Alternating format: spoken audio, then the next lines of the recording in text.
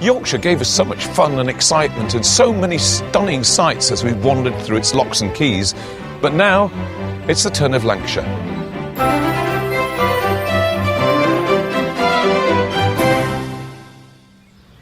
The waterways are lined with hundreds of friendly faces and places for you to meet and visit at your leisure, and today's journey through East Lancashire I'm sure is going to offer more of the same. And I'd say a change of county deserves a change of vessel. So let's see how Humdrum copes with carrying me through a very dark and damp start to today's proceedings.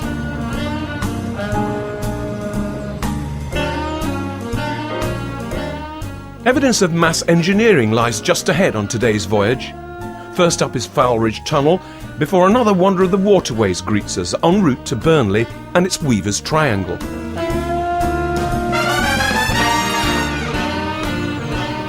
I've hitched a ride with Chris and Eddie here at Fowl Ridge, a small village made famous by the tunnel that has allowed boaters to navigate the 1,600 yards beneath fields and even a reservoir since the end of the 18th century. It's 17 feet high by 18 feet wide and took 5 years to complete at a cost of a mere £40,000. A 20-minute journey will see you through to the other end, and I have to say, it's well worth it. Now, if by any chance you're on a boat and you're feeling a little bit bereft because there are no traffic lights around, well, I've got good news for you. Up ahead, traffic lights. Now, it's not a sight you see very often on canals, but the reason for it is we're going through a tunnel, and there is a 10-minute window of opportunity so the boats don't meet in the middle.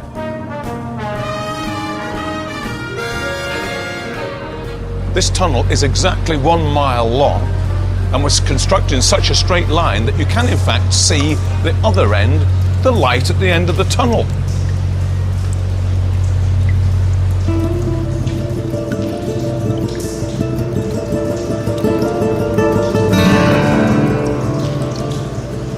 You get a real sense of claustrophobia as soon as you enter this darkness. The walls are just inches away and they're cold and they're wet. But it's a wonder that it's here at all when you think that the navvies that built this had little more than shovels and picks to work with.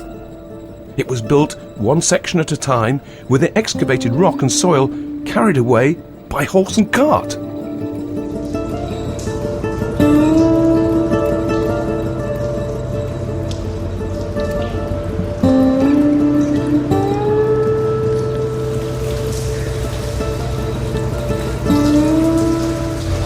Nippy in here.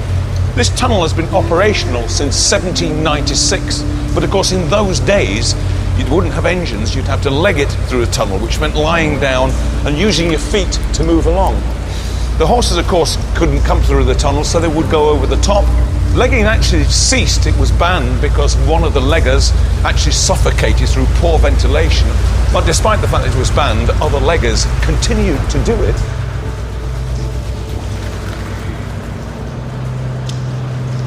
You know, I've steered my way along numerous rivers and canals over the past 30 years or so I'm no stranger to hearing a towpath yarn or two, but this tunnel must have one of the best. In 1912, this poor old cow called Buttercup inadvertently fell into the Leeds-Liverpool Canal, and unable to climb out, faced with meeting the big butcher in the sky, she somehow managed to swim all the way through this mile-long tunnel. Happily, she was pulled to safety at the other end by locals from the Hole in the Wall pub, who tried to revive her with, it is said, a drop or two of alcohol. Miraculously, it worked. The animal found light at the end of her tunnel and lived to see another day.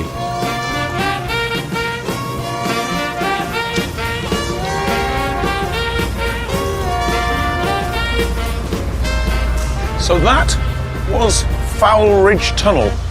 You might have thought the tunnels would be warm and dry. They're certainly not. I think I know how Buttercup felt when she fell in the canal.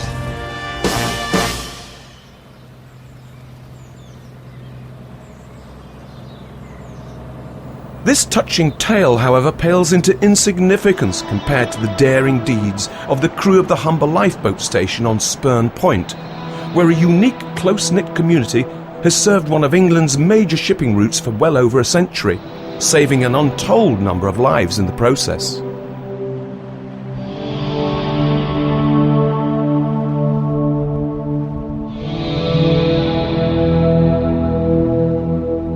Spurn Point is probably one of the most remote pieces of land on the whole of the east coast. Our nearest town is 16 miles away. You would normally have a fairly largest town to back a lifeboat station up for volunteers. Because we're so far away from anywhere, we have to operate with a full-time crew. There's 7 chaps here with the families. The families are really the backbone of the station because they give us the support. We work 5 days on. Our 5 days on, we're on. We can't leave the station. That's where the families really come in with the support. Wives do all the shopping, fixing the car and kids to school and everything like that. And then we get 1 day off. Our 1 day off is 8 in the morning till 8 the following morning. And then when it falls on a Saturday, we get a weekend, so it's every 7th weekend we get off. So it's quite a restrictive lifestyle. Families live here as they would anywhere else. It's like any cul-de-sac, really, in the country. But all 7 people have all got one aim, and it's the lifeboat. You know, it is just the living ashore is all part and parcel of keeping it going, keeping the station going, keeping our morale up. Based at the very end of Spurn Point, this lifeboat is in the ideal position. It's like having all your emergency services on the hard shoulder of the M25. Got a crew here dedicated, quick call out and away we go. The speed of the lifeboat is 25 knots. It's about the same speed as one of the big ferries nowadays. The reason we have a set sort of maximum speed of 25 knots, when we're out in really rough weather, we can't go any faster. But the 25 knots is the sort of right speed where you can outrun a big wave if it's following you, if it's chasing you. So it's sort of a compromise. You see the big jet fast boats that steam around at 60, 80 knots. We're no good as a lifeboat because they wouldn't have a grip of the water. A lifeboat's a compromise between speed and sea-keeping capabilities.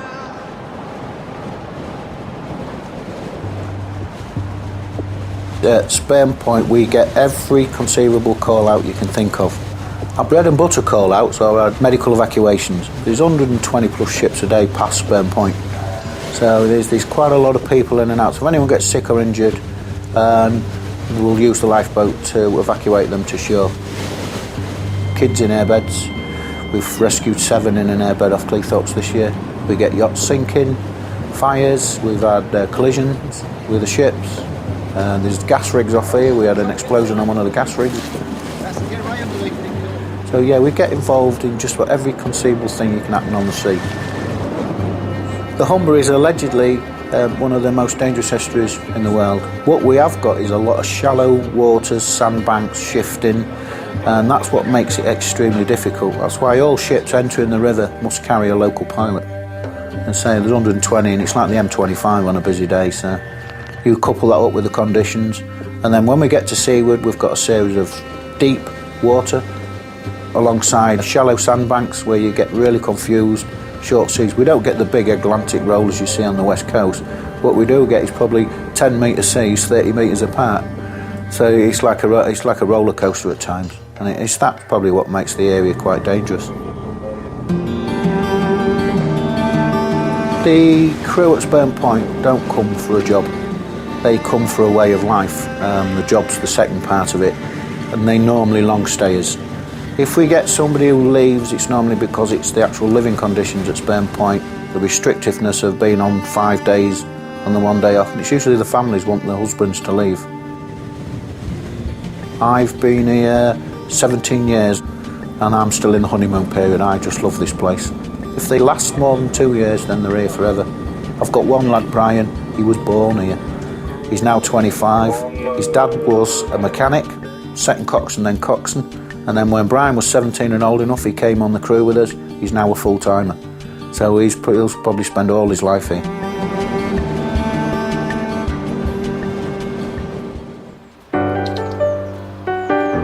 The River Humber, where of course I started this journey, suddenly seems a million miles away on my coast-to-coast journey, with a boat called Willow ready and waiting to lead me on towards Burnley.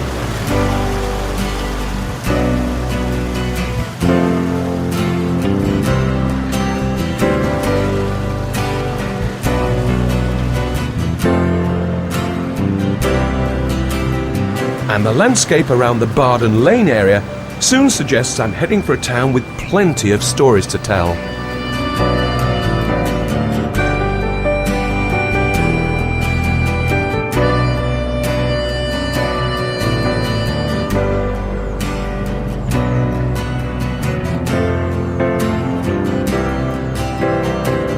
Just up ahead here is a very interesting feature, and one I don't think I've seen before. It's actually a set of steps which leads down into the canal and a slope going up. And this was in case your horse fell in. You can actually lead the horse out of the water. I bet Buttercup the cow wished there'd been one of those nearby.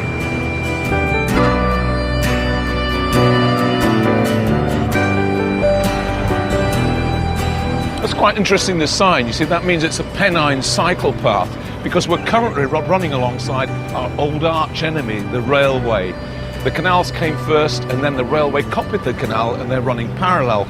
But ultimately, of course, the canals still exist, and the railway, well, it's a cycle path.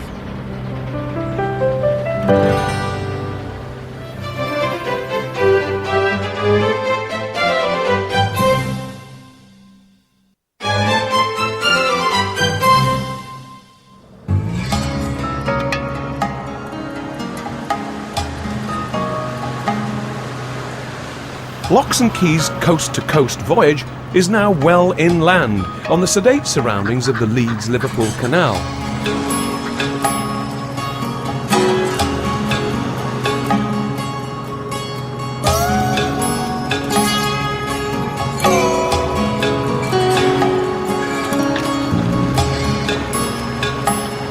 And there are already one or two visual clues that I'm being drawn towards one of East Lancashire's most prominent industrial towns.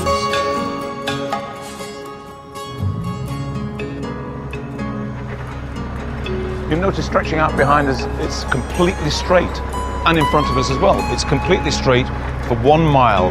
It's called the Straight Mile. Well, actually it's nearer to 3/4 of a mile, but since when has fact stood in the way of a boater? But it is true to say that this proved to be the spine of this town as it rose to prominence. We're looking at the top of the buildings here. We're looking at the roofs of the buildings. And that's because we're getting higher. We're now on top of the embankment.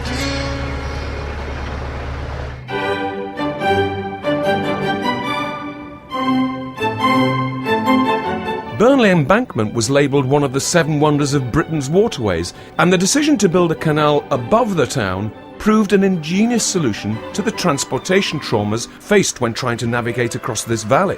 Canal engineers had now grown in confidence and ability, so having seen the high water wastage caused by earlier staircase lock systems, this highly effective man-made construction bypassed such contours, as well as allowing you an unexpected elevated view from 60 feet above the rooftops.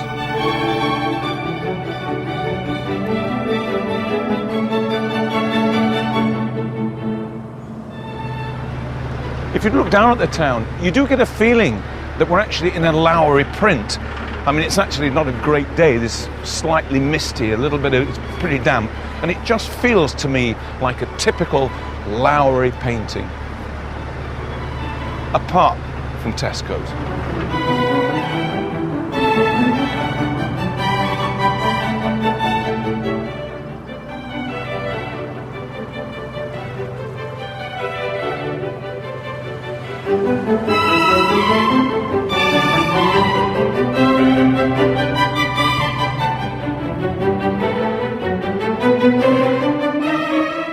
There are higher embankments elsewhere along this canal, but nothing that gives you quite the same sense of grandeur.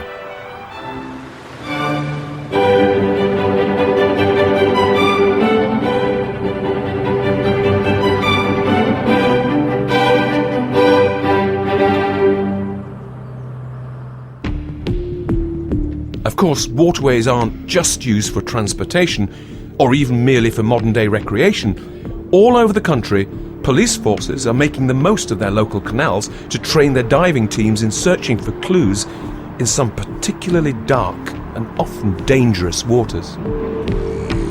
Well, today we're going to be doing an arc search, which is generally for something quite large. What I'll be doing is I'll be getting into the water over here, and Sharon will be tending me, and she'll be holding the line very tight. She'll more or less be feeling me on the end of the line, so if I make a movement, she'll be able to move with me, so she'll know whether I'm comfortable or not down there, really. And I'll be doing ever-extending semicircles and looking for the object that we're trying to find here today. We kind of deal with sometimes the sort of the dirty end of life, if you will. We're often searching for bodies. We are normally connected to a lifeline, so that the people on the side know where we are. You don't have to sort of readily panic in dark water. I think that's one of the main things. Not be afraid of confined spaces or anything like that. All the vegetation and the muck that you talk about, it might only look as though it's sort of skin deep, but very often if you're looking for something heavy that might have sunk below the surface, you have to sort of get down and get dirty, and you create, as you move, you create a cloud of, we call it milking coffee. You create all this muck that comes up, and of course your visibility's gone then, so that you're relying more on your sense of touch and things like that, and the vegetation. Very often we're swimming through weeds and stuff. We have a different suit to this one. We have a rubber suit which would assist us to cut through more easily, so we can make progress better.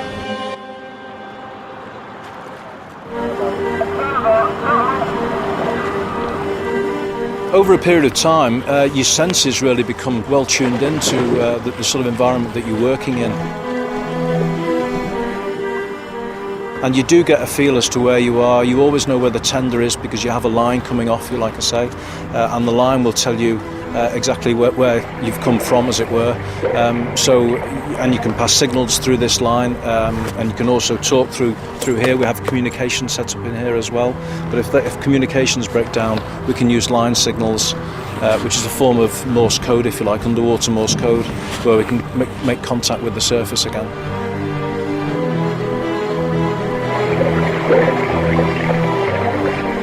It may appear initially as though our role is actually quite glamorous, but I'm afraid to say it's not.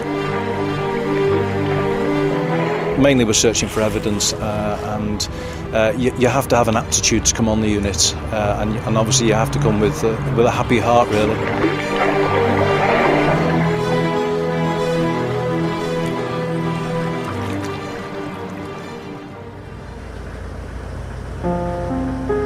We're coming into the industrial part of Burnley now. You can see there's still one or two chimneys on the horizon, but just around the corner we're going to arrive at a place which demonstrates exactly how this ancient mill town acquired its status. I'm jumping off to look around this wonderful example of a toll house. Yeah, you were stung by taxes even back then. But buildings such as this were common right along our waterways, although most have now been converted or sadly demolished. But by the looks of it, this one looks very much alive. Oh, I'll come to pay my toll, please. You can. Hi. Oh, wow. Hey, this is really stepping back in time, isn't it? This is a toll house, is it? This is a toll office. It was never actually, nobody ever lived in this building. Okay. It was used as an office for the canal company. What sort of date are we talking about? When did this open? Well, the basement of this office opened in about 1801. It was one of the earliest buildings on the site. But the top story wasn't added until 1878, when the house where the wharfmaster lived was built. And is this the top story here? This is the top story, yes. How many boats would check in at the toll? Well, obviously it varied from year to year, but we do have a document here which states that in 1929 there were 1,247 boats went through Gannow Tunnel, which is about a mile from here. And what sort of things would they be carrying? Well, obviously coal and cotton for the mills in the area were very important. Other things were building materials, limestone, cement, things like that, and foodstuffs such as flour and corn. They, of course, would have got wet if it rained, as it has been doing now, so they put on the canopies over the wharf to protect them from the weather. Now, I see that you're a member of the Weavers Triangle Association. How long has that been in place? How long have you been a member? Well, we started in 1977. What we really wanted to do was to do something about preserving Burnley's textile heritage, because, of course, about 1900, Burnley was one of the leading cotton producers in the world. It was producing a greater length of cotton each year than any other town. Burnley's illustrious past is entirely down to an area known latterly as the Weavers' Triangle. 16 hectares of factory-filled land standing aside the Leeds-Liverpool Canal. The sights and sounds of those hundreds of feverish workers from a century ago are still close at hand thanks to this museum, where you too can relive life in a weaver's shed.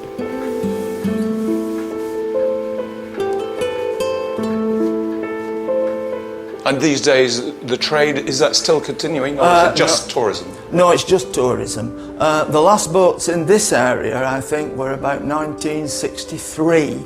It was a very, very bad winter, and the canal froze over.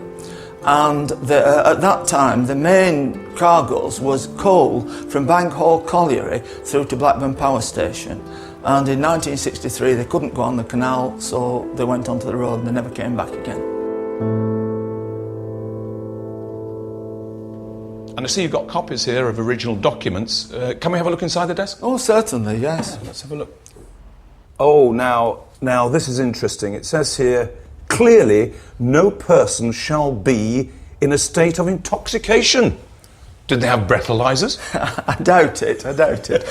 We do sometimes have people coming along in pleasure boats who are in a state of intoxication. Really? Well, yeah. I must say I'm not in a state of intoxication, and I'm very glad that we stopped off here, because this is marvellous. Thank you. Thank you. Next time, we'll continue our voyage down through Lancashire, discovering how one particular part of Blackburn survived a facelift, before I get my teeth into a very tasty tale at Horton Tower.